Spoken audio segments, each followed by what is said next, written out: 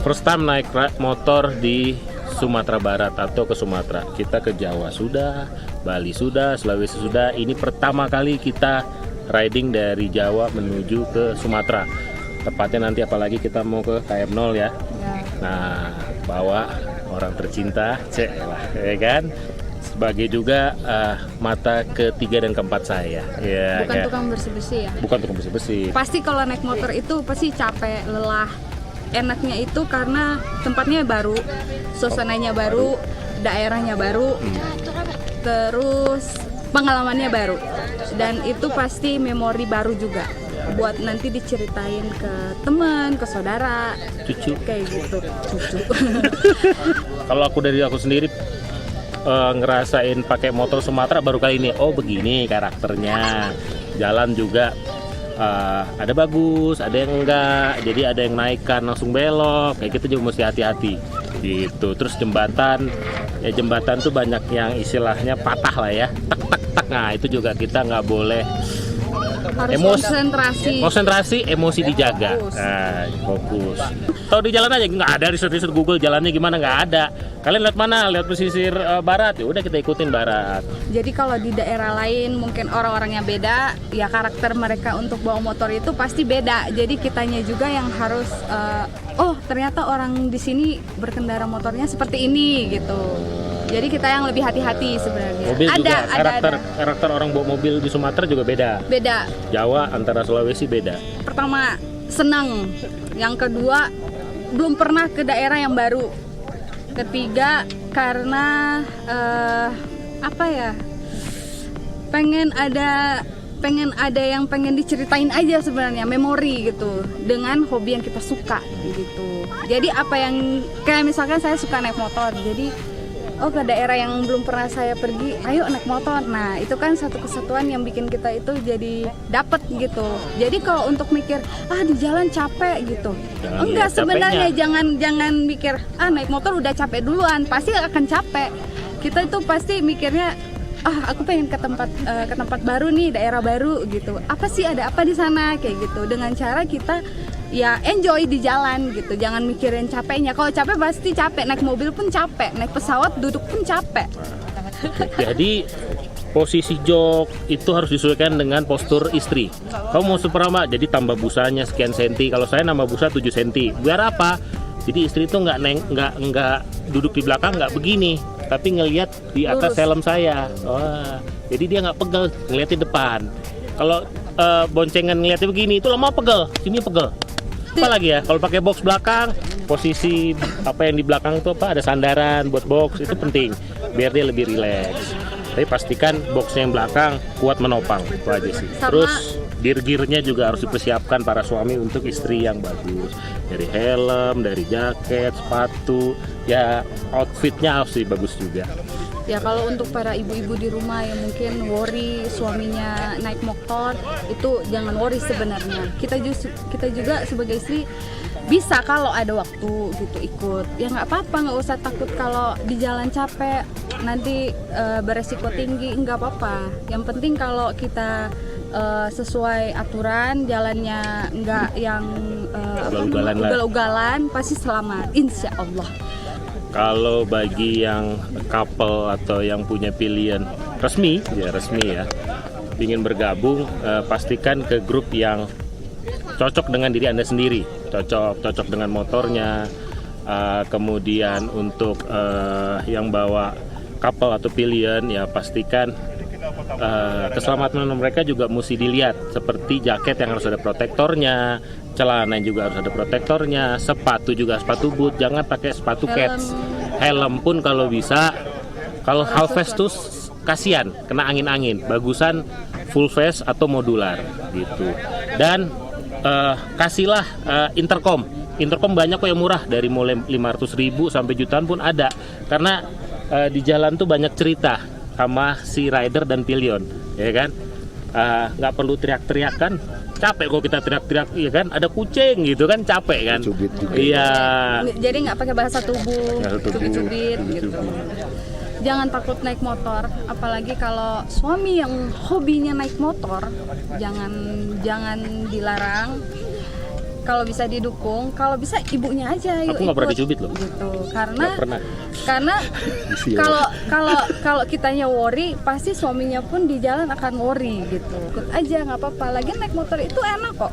Nggak seperti orang bayangkan capek, aduh jalannya jauh gitu.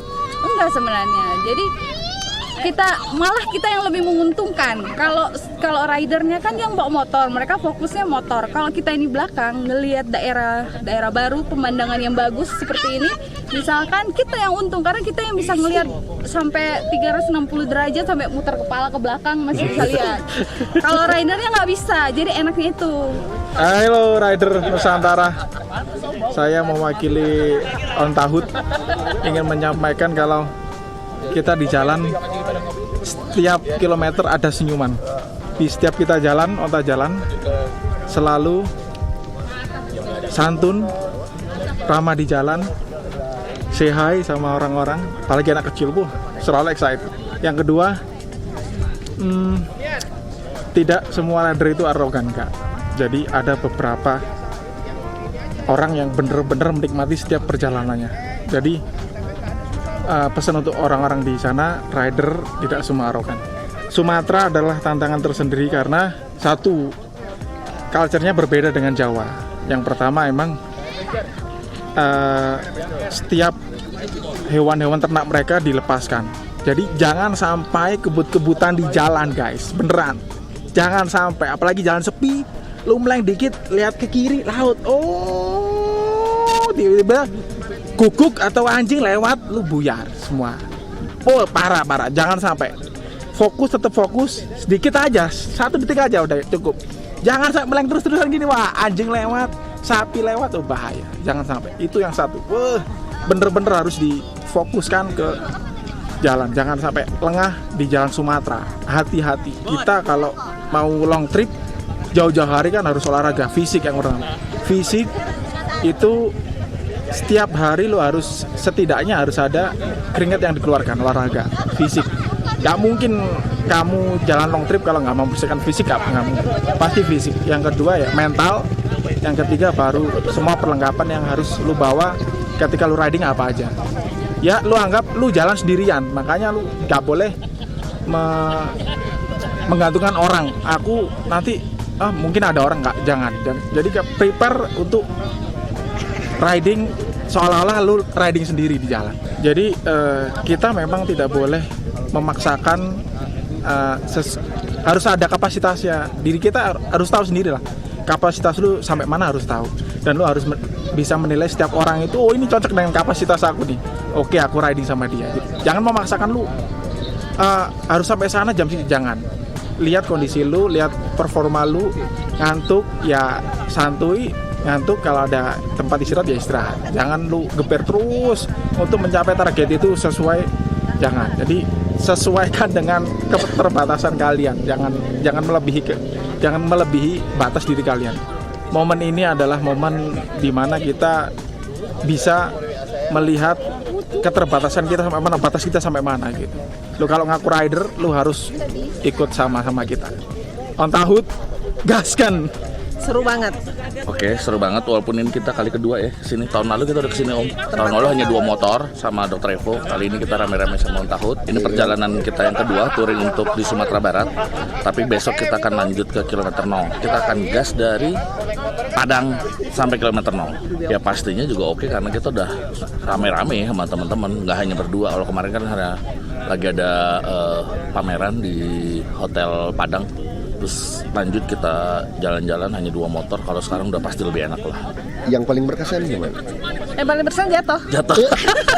Jadi tadi kita jatuh, ceritanya kita ketinggalan dari Situjo. Terus kita lihat Google Map 1 jam 30 menit. Kita terus tembus jalan. Begitu di tengah jalan yang di kelok-kelok ke atas, lawangnya lawang puncak, kita ke sana. Om Bayu turun, kita naik tikungan, motor tiba-tiba mati. Kita nggak nyampe, gubrak lah kita. Antara nggak nyampe atau kita kaget ya shock Iya, Om Bayu. loh, ada di atas semua. Kok kita orang-orang turun, kita naik. Ya udah, wassalam Om, jatuh kita Om. Motor baru loh Om. Patah tuh step saya Om. Kalau senang nggak ada yang capek. Betul. Karena memang suasananya di On Tahut semuanya kekeluargaan bagus, saling tolong menolong gitu ya. Itu jadi membuat apa yang jadi tantangan semuanya bisa kita lalui dengan enak.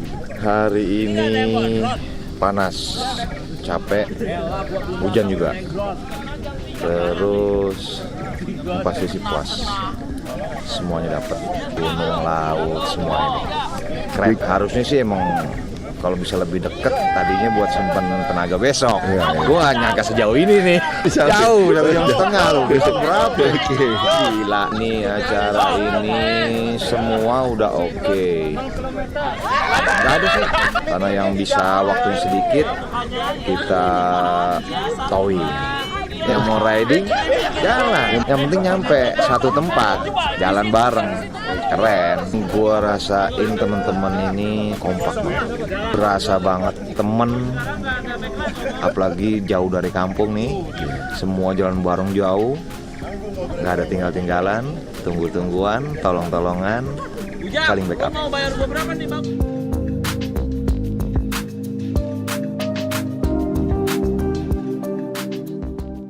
Yang gue mau kata-katain siapa ya? Bayu sih, kampret tuh Bayu. Last minute nggak jadi bawa motor, padahal udah ganti ban bareng gue. Motor nggak dibawa, PP pesawat, kan kampret. Gitu jawab lah. Kenapa jadi ngomongin gue lu?